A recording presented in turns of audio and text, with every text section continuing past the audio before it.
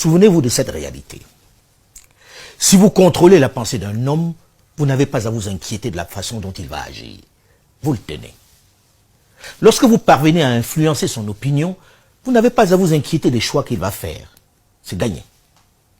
Lorsque vous parvenez à convaincre un homme qu'il est inférieur, vous n'avez pas à forcer pour qu'il se sente inférieur, qu'il se sente un sous-homme.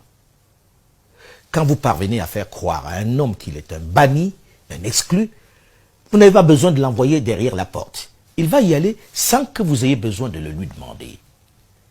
Et c'est cela la guerre du narratif que mènent les grandes puissances en consacrant des sommes colossales pour maintenir leurs médias à flot, afin de leur permettre d'arroser la planète entière de façon discontinue. C'est l'Afrique qui a tort d'être seulement une consommatrice, une éponge qui absorbe, qui se nourrit de la seule pensée des autres.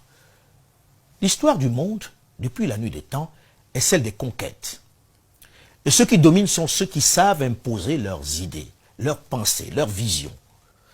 Aux Africains de prendre la main en ce moment où au nord on doute, on tergiverse et cherche un nouveau cap. C'est une réelle opportunité. Cela passe par une réelle stratégie et non par le ressentiment. Finissons-en avec cette émotion nègre qui très souvent se résume à des infructueuses invectives. L'autre est dans son rôle. À vous, jeunes, d'être dans le vôtre, de façon déterminée et structurée. De contraindre vos dirigeants à comprendre que les astres s'alignent et qu'ils doivent update leur logiciel s'ils veulent s'inscrire dans l'avenir et ne pas être balayés. Le grand perdant de cette guerre en Ukraine, c'est assurément la presse internationale qui y a laissé une fois de plus, ou de trop, une bonne partie de sa crédibilité déjà largement entamée dans les crises et les guerres précédentes. Mais cette crise, pour les Africains, notamment la jeunesse, doit être la naissance d'une nouvelle façon de se faire entendre. Une opportunité de construire son narratif.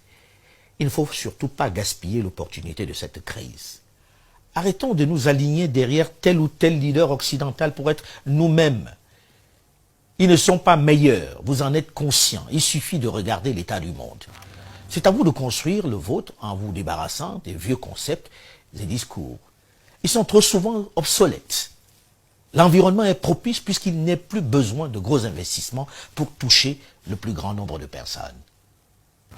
Poutine, Biden, Macron, Boris Johnson travaillent pour leur peuple qui les ont choisis. C'est leur focus, leur job, leur préoccupation de chaque instant. Et ils le font avec passion. Ce n'est pas leur rôle de penser en même temps aux soucis d'un continent largement plus vaste, plus peuplé et potentiellement plus riche que leur modeste territoire. Cela a quelque chose d'humiliant de penser qu'au XXIe siècle, on continue au sud du Sahara d'espérer que c'est eux qui vont également y impulser le développement. Quelle ineptie! Ou on est des êtres humains à part entière et on se prend en charge, ou on est des sous-hommes et on se résigne à être ainsi traités. Et je crois que c'est inacceptable de penser, ne serait-ce qu'un dixième de seconde, la seconde option. Alors mettez un terme à cette incongruité. On utilisera les mêmes médias pour vous taper dessus, pour vous diviser, pour vous sanctionner, pour vous contrarier. Et ça fait partie du jeu. Et désormais, vous connaissez mieux que nous, mieux que ceux de ma génération et celles de mes aînés, les règles du jeu. Je reviendrai, Inch'Allah, sur cette question des médias internationaux et leur financement dans une prochaine chronique.